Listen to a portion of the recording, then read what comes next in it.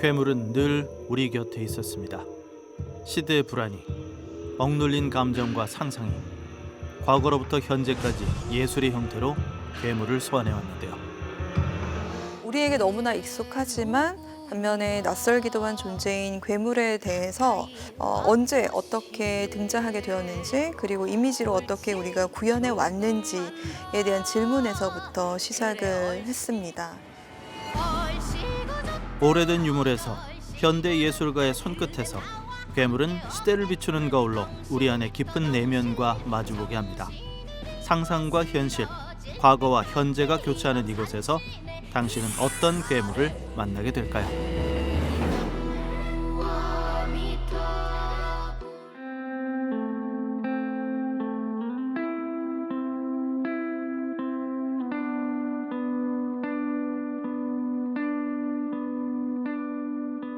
네, 과거부터 현재까지 다양한 관점에서 조망한 괴물 관련 작품들을 한자리에 모은 특별기획전 괴물 소환전은 우리에게 너무 익숙하면서도 동시에 낯선 존재인 괴물을 언제 어떻게 등장하게 되었는지, 그리고 이미지로 어떻게 우리가 구현해 왔는지에 대한 질문에서부터 시작을 했습니다.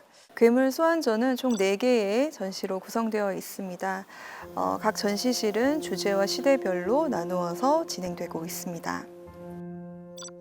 이번 전시는 시대의 불안과 욕망, 집단의 기억이 예술로 만들어지는 과정을 통해 괴물을 인간의 감정과 시대를 비추는 거울로 바라본 것이 특징인데요. 네, 괴물은 시대 정신의 집합체이자 시대의 욕망과 두려움을 담아내는 거울과 같은 존재라고 할 수 있습니다. 그렇기 때문에 오늘날 우리에게도 여전히 유효한, 소환될 수 있는 존재라고 할 수 있습니다. 전통과 현대의 다양한 괴물을 아우르는 이번 전시. 전반부는 고려부터 일제강점기까지 괴물 관련 유물 35점을 소개합니다. 삼국사기, 열하일기 등 고전 문헌에 기록된 괴물의 모습을 소개하며 선조들의 인식과 상상 속 괴물의 의미를 다층적으로 조망하는 자리입니다.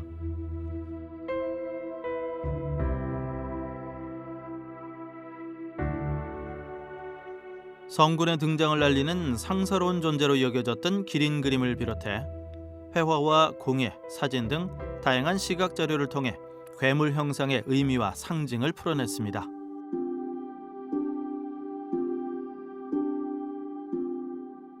특히 이번 전시에서는 평소 접하기 어려운 희귀 유물들이 공개돼 예술적, 역사적 가치는 물론 신성과 두려움이 공존했던 당시의 괴물 인식을 뚜렷하게 보여주는데요.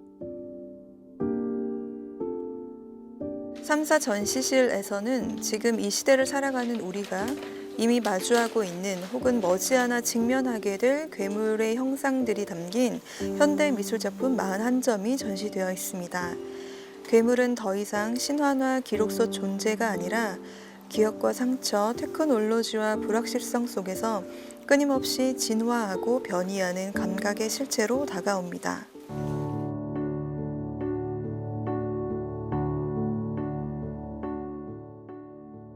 제 작업은 선택적 진화라는 세계관을 가지고 옴니버스 형식의 영상 작품입니다. 이 작업은 4가지의 영상으로 기획되어 있고 올간 팩토리, 어셈블리 라인, 휴먼 댄스가 전시되고 있습니다. 3D 애니메이션은 인간의 지금 신체가 복제되고 조립되는 과정을 시각적으로 묘사하는 데 매우 효과적입니다. 스스로 조작하고 조립하는, 그래서 변화하는 과정을 다루고 있습니다. 그걸 이제 새로운 진화 과정으로 보고 있습니다. 제가 전하고자 하는 메시지는 우리는 여전히 인간인가 아니면 괴물인가입니다. 한편 양쿠라 작가는 낯선 괴물의 모습을 빌려 사람들의 관심에서 벗어난 환경 문제를 조명했습니다.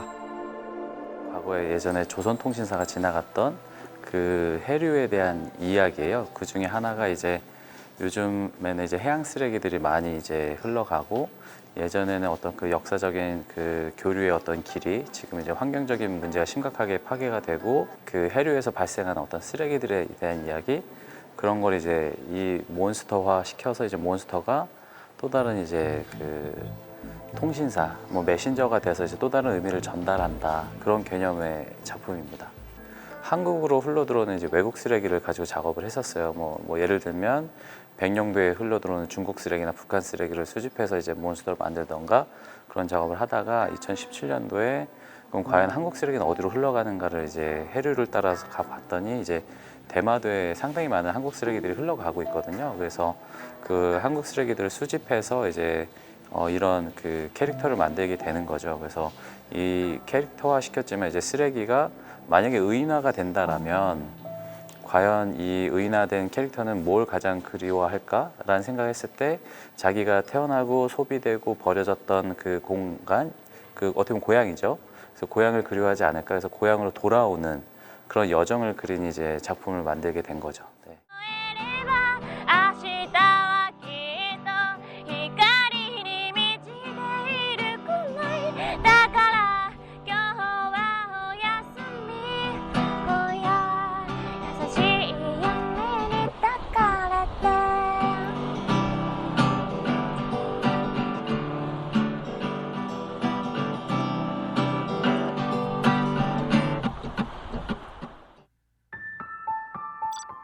전시 후반부에서는 괴물의 개념을 현대인의 내면, 기술, 그리고 생태, 사회 시스템 등 동시대적 맥락으로 확장해 탐구한 작품들을 선보였습니다.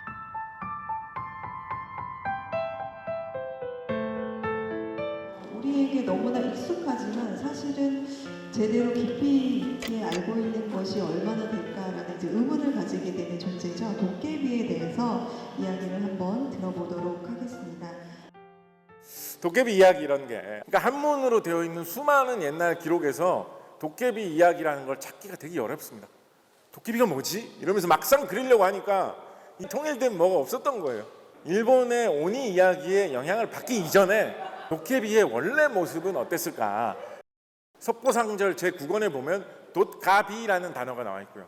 이 돛가비라는 단어가 도깨비라는 거를 1447년경에 표기하던 방법이다 라고 우리가 추측을 해볼 수가 있다라는 거죠. 도깨비 시장이라든가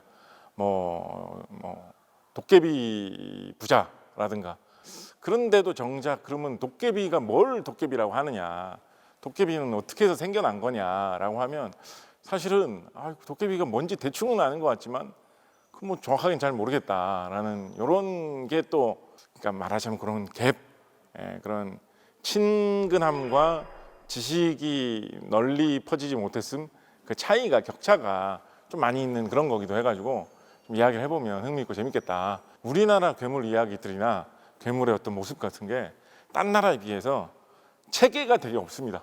약간 마구잡이식입니다. 괴물 이야기가 상당히 되게 자유롭고 뭐 이렇게 좀 들쭉날쭉하고 이질적인 여러 가지 이야기들이 막 섞여 있고, 이런 게 한국 괴물의 또 특징이라면 특징, 매력이라면 매력이 아닐까라고 생각을 하고 있습니다. 제가 이제 이런 질문을 받으면 제가 항상 하는 정해놓은 답이 있는데요. 강철이라는 괴물이 있어요. 강철이라는 괴물. 약간 이무기 비슷하게, 용 비슷하게 이야기하는 그런 괴물이거든요. 전 국민이 다 아는 괴물이었어요. 속담도 있습니다. 강철이 간 곳에는 가을도 봄과 같다, 이런 속담도 있었을 정도예요. 주변을 다 망쳐놓는 괴물이기 때문에 가을철이 되어가지고 추수한 게 많이 있어도 강철이가 오면 다 없어진다라는 뜻에서, 근데 그게 20세기, 21세기 들어와가지고 최근 시대에 들어와가지고는 이상한 게 단절되면서 다 잊혀져 버렸거든요. 계속해서 우리가 활용하고 즐기고 향유하려고 많이 노력을 하지 않으면 세월이 흐르는 사이에 굉장히 많이 퍼져 있던 것도 흔적도 찾기 어려울 정도로 쓱 사라지는 경우가 많구나.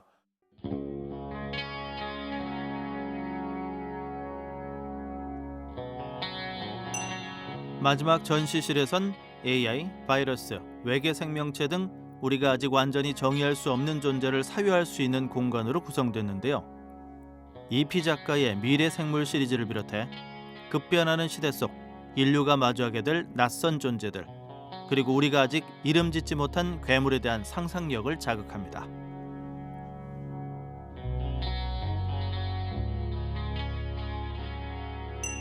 전시 마지막은 참여 공간으로 꾸며졌습니다. 관람객은 클레이로 자신만의 괴물을 만들며 장작의 과정을 경험할 수 있습니다. 괴물 소환에 대한 전시의 의미를 설명을 듣고 매력 있는 전시라고 생각이 들어서, 그리고 같이 전시를 함께 하고 있는 다른 훌륭한 작가들 작품들과 함께 해서 더욱더 기쁘고, 그리고 또 좀 뿌듯하고 자랑스럽고, 이게 또 다른 미래에는 또 다른 도깨비로 이제 정의가 될 수도 있을 것 같고, 그런 어떤 그 괴물에 대한 미학이 현 시대도 계속 이어지고 있구나라는 생각을 하게 됩니다. 네.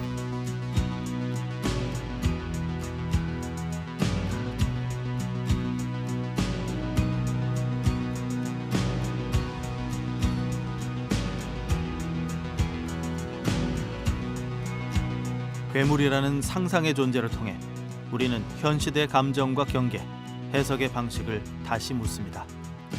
괴물에 대한 시선이 우리가 세상을 바라보는 방식이라는 인식의 전환을 일깨워준 전시, 괴물 소환전이었습니다.